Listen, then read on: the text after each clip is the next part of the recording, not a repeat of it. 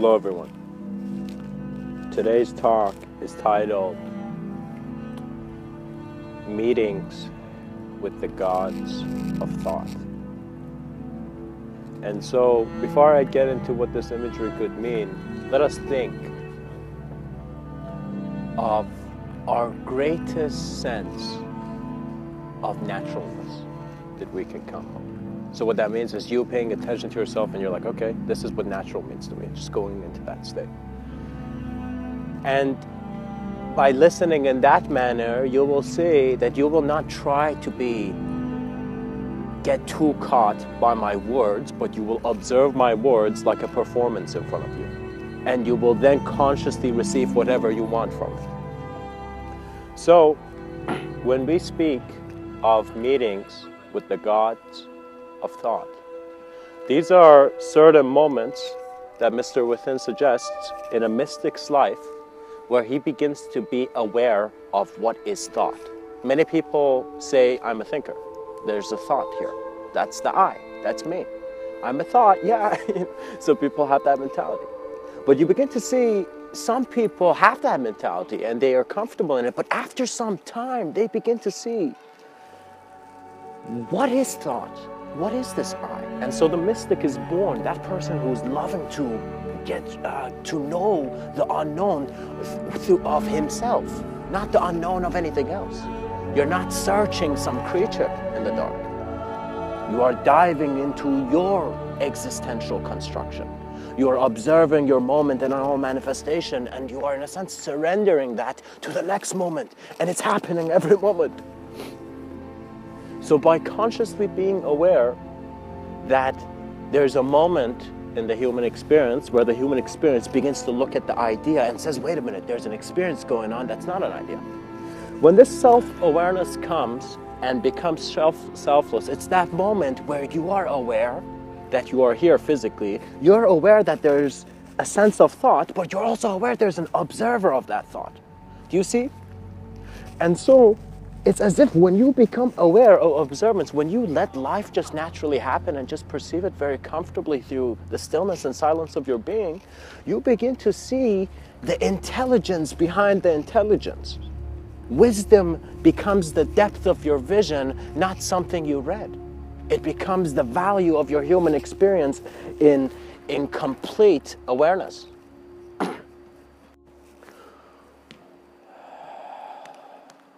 One begins to see that as you become aware of thought, you are never just aware of thought.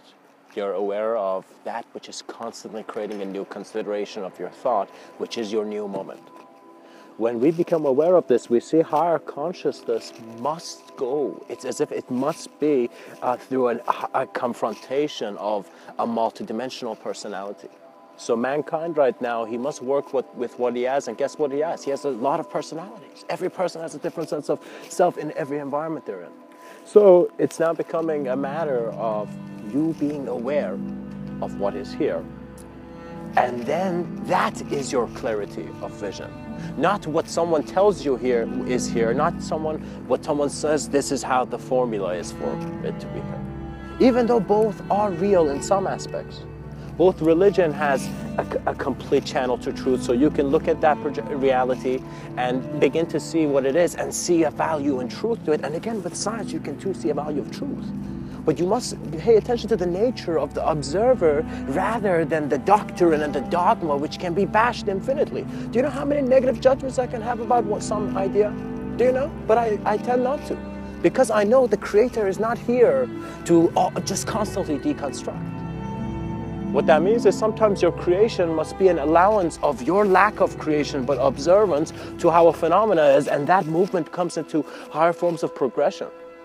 When you begin to work with your being, you begin to see that when they said be yourself, what they forgot to say to you is, hey, do you know what the self is? And you might have thought, okay, that doesn't make sense to me. Myself is pretty cool, you might have gone by. But the self is the greatest area of man's study. Because it is what is justifying what man's study is. So do not think every human being has an access to a new moment, and from that new moment, you are perceiving your world in its shifting greatness. So what that is at first we think we're in one world, but at the same time, simultaneously, as we're all acknowledging that we're on planet Earth, each being is going through their own views of what planet Earth is, and constantly their projections are shifting as much as the cells in their bodies are. Do you recognize? It's as if the existential intelligence is the naturality that is within thought. So the concept of artificial was natural. There's nothing wrong here when we don't need to each one of us be right. Do you see? Sometimes the greatest teachings of nature come through the silence of nature.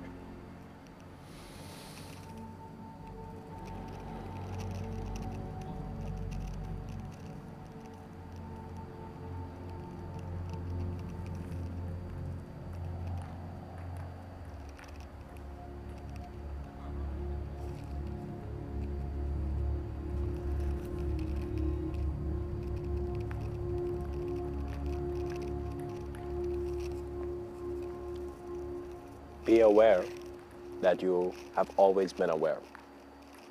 Be comfortable with your modality of existence, whether you're in the worst condition or the best condition, and recognize it is not about the individual's success, it is about the greatest creation of the collective species in its natural awareness to how it is kept. It is that moment where we have broken the dome which made the stars so distant, and we became the actual experience that we are. There is an absolute concept, literally the concept of an absolute is like, there is an absolute truth, there is an absolute reality, and hence there is your evolution and your sense of transcendence as your whole reality projects to the next level. So many people upgrade themselves, or as many video games have suggested, they level up in life. But they're not recognizing the plane of existence needs to level up. Your world needs to level up. The quality of your awareness needs to level up. How you are experiencing this life needs to level up. And that means it goes beyond the clouds of ideology in which Mr.Within knows that the pilots of consciousness have already known how to fly past. Remember, remembrance is very simple. You don't need to learn it. You don't need to go study it for too long. You just need to have the sincerity and the devotion of the love of being, and you'll begin to see that you were always where you wanted to be. What that means is there is no death, trust me. The consciousness is so creative that just like we have reflexes, we have an ability to transition into many worlds. But these many worlds, we are saying worlds, but they are not. They are us. So what that means is you must know that when man comes to confront simultaneous reality, so let's say in like 50 years, suddenly the children being born are coming with more reality in their mind. So the kid doesn't just think he was a pilot fighter from some other time back in the day, even though he's 5. Rather, he has so many different conceptions and so many unique ideas. So in the future, the kids might become very weird to what the concept of a kid is. But that doesn't mean, that simply means that the beings that are originating are more energetically able to be present. So what is suggested here is that we need to develop systems in which there are people who are learning from the seers of thought, which go from Eastern mysticism, and there are people who are learning from the seers of thought in regards to the Western world, where they're becoming aware that the journey is not the end, but it's the beginning. It's simultaneous. People are becoming aware there's a holographic reality. So when this comes, there is this aspect of Western mysticism, which is suddenly, it was growing, and suddenly it's inspired by Eastern mysticism because of globalization. And so now people who have just been doing, for example, religious practice are exposed to different human beings doing different practices, and they're like, wow, there are people who are doing this, and vice versa. People who've only been going through scientific frameworks begin to see some of these poets from this other times, and they become inspired. Wow, how is one sentence able to capture so many theories at once, for example? Do you know? And so it's all a transition. There never were pieces. This is not a chess game. This is life. But we need to create and conduct how ideology is constructing the vision of our future. So what that means is perhaps the greatest task that you can do as a human being is amplify the safety, harmony, efficiency, and technology of your environment by your existential presence. And every moment will be joyful for you. And so there will also be many renaissances that will happen, guys, because as the being goes into a higher state of thought, it cannot keep using the same stuff. What that means is after some point of, for example, practicing with the wooden sword, you get ready for battle. So similarly, man will now begin going through forms where he will begin seeing human beings becoming greater in ability. And greater in ability, that means greater communicators. So a lot of people who become, let's say, in quotations, higher in consciousness are becoming more existentially tuned to letting their communication flow. All those channelers, the channeling was only relevant to who looked at the ideology. But the presence, the communication that being was doing was one where it was suggesting a parallel presence, which is needed for man. Because fear was the possession. And so man is immediately self-aware to that which is capable, which is within him. Anything that's been possible in this world, you have observed it. It has been in your awareness.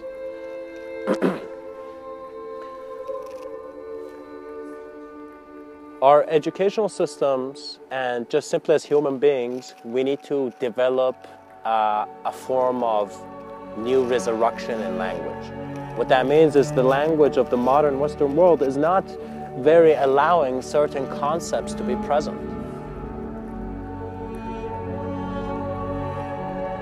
So it's very important to see that how can the language change by the communication and awareness of the individuals changing.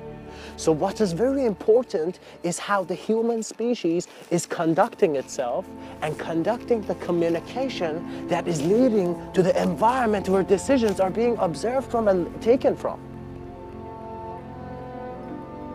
It is very important from this moment on you acknowledge that you are walking in a peaceful world. Not an externally peaceful. Externally there could be a lion in front of you. It's not that you should go as if like you're a monk and you should not move. Do you know? It is one where internally you're peaceful. You're peaceful in the origination of the awareness within the self that is present. And in presence, there is no interpretation, there's no language, terminology, and all breaks down into the silence and stillness of your moment.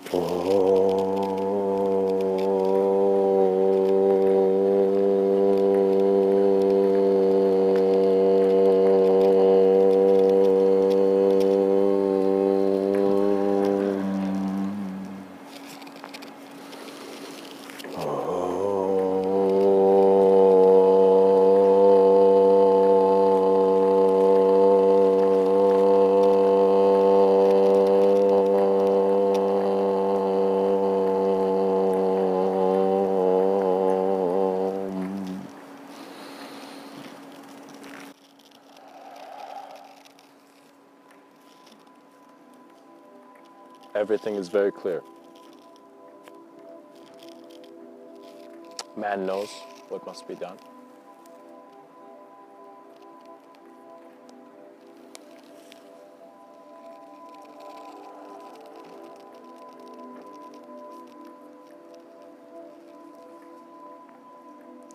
Recognize that sound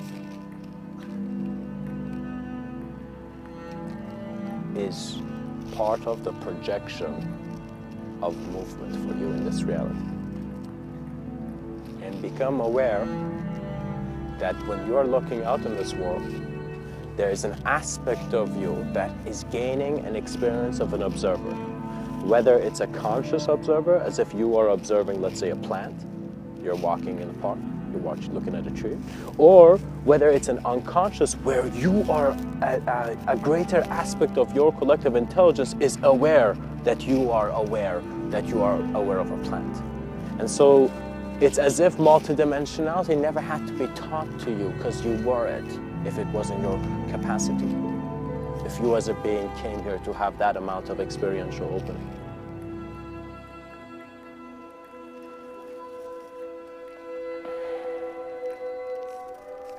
As one meets with the gods of thought, he is meeting his self-reflection.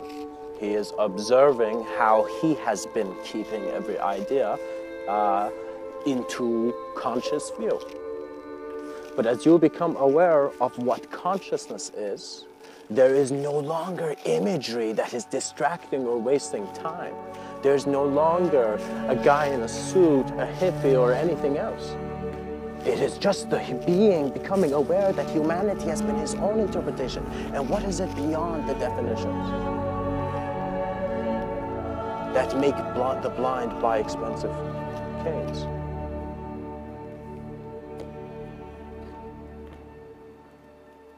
We must free society by showing that regardless of what is happening, whether it's cultural governance, cultural influence, or other organizational influences, it's very rare for the people to be very happy, very sincere, and living in a way where internally they are projecting their freedom.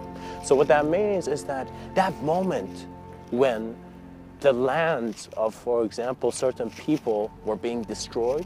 So for example, when, let's say, the lands of Native Americans was being taken, if you looked in the eyes of one of them, you would see the internal projection of the value of what that land meant. So do you see that it's present in you? It would express. Everywhere I walk, I am looking through people's eyes and I am not seeing shapes, but I am seeing the intention of how they are keeping the world.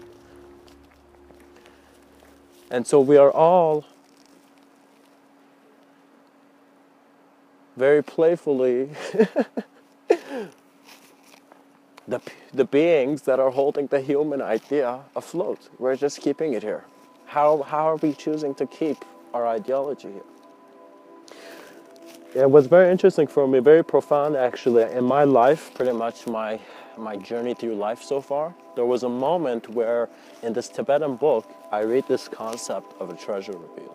And it's just like my mind goes bam! And it's as if like it's an explosion in the mind. And I just begin to see what that concept is. And the treasure revealer was a being who, in a sense, went beyond whatever vision that was there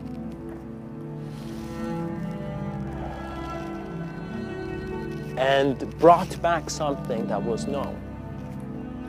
So that one sheep that went away from the herd and it's like, oh my God, they're walking to a slaughterhouse, dear God. And you walk back to the sheep and gosh, the sheep don't even believe in God. It's crazy. Anyways, regardless, it is the being who brings forth new information. Everyone is a treasure revealer. That was just a scenario and a playful scene about suggesting what it could imply. Everyone is a treasure revealer in the sense that every human being, through his self-exploration, has deeper things he can understand about the human experience and can contribute. Everyone is a writer. If you just began writing a diary, you will be some moments like, damn, was this happening to me on Tuesday? I could not believe, you know? And so you begin to see that the mind of man is not just his. Because love meant the being existentially shared his experience. And so that means simultaneously there was presence. Sometimes some external physical acts cut our internal projections and we feel as if we haven't been honest with ourselves. We feel we are lost. We feel like we don't know what to do. This is because the internal projection has lost. It's because the existential awareness has been pushed aside to a point where the being's like, gosh, I can't see the woods anymore. But you know, there's a park probably very close to you, like 2-minute walk, man. So it's very important to recognize that consciousness, regardless of its display in any generation, which is manifestation, is moving to a point. And when I saw, let us say, the Upanishads, it was very crazy. There were certain beings that were called the seers of thought, and I just know how they were feeling. I'm like, damn, that's how they feel, you know, because I recognized they were aware how the origination of the communication of the being was coming from the thoughts of the being. So your attitude and your expression and how you're behaving around others, it's more coming from the thoughts you're associating to be yourself. And that pillar of I, that same I in regards to self-association, is also the same I for illusion. Because you are creating a personality based on certain experiences. But the mystic knows that this existential intelligence is multidimensional and transcendental in the way that self-observance is your freedom. The minute you become aware that you were never a slave, you'd get up. You know, the moment you become aware that you're not a sheep, the lion roars. Do you know? And to be honest, when people gain this level of existential awareness, ideology becomes, it doesn't become as much of an attractive tool as it was before. So for many people who are trying to find truth, ideology, history, terminology, anything else, you know, other than what they're saying they're looking at, you know. But when you become aware that this life has seekers that are from the world transitioning rather than just you transitioning, you become more aware of how this plane of existence is kept. And so the pilot of consciousness was the self-aware being who recognized, okay, now that I'm self-aware, now that I'm watching and looking at a dualistic spectrum, what is keeping this dualistic spectrum there? And then there's an instant of possibility of you knowing that the spectrum's not only it, and thoughts have taken too much form. What that means is thoughts have talked too much. And so in the Upanishad, these seers of thought were these great ancient beings, these yogis who came and through their teachings somehow wrote, I don't know who did it, whatever being did it, I really want to give him a very omniscient high five.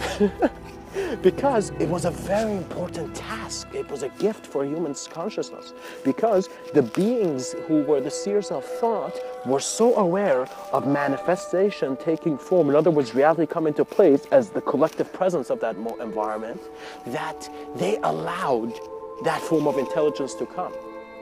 Sometimes we as human beings, if we're not very aware of our absolute, we become the character that is in the story and that is changing. Do you know? Life is not a story experience, to be honest.